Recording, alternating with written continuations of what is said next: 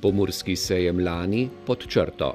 Kar se tiče leta 2018, je bilo prav gotovo zelo pestro, bi rekel skoraj da najbolj bogato v zgodovini Pomurskega sejma.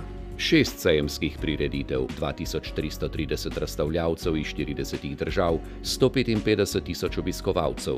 Na 7 ocenjevanjih 1315 izdelkov, 433 podjetij, uresničene napovedi in vsebine. Lansko leto smo zaključili z izborom nove vinske kraljice, torej že 23.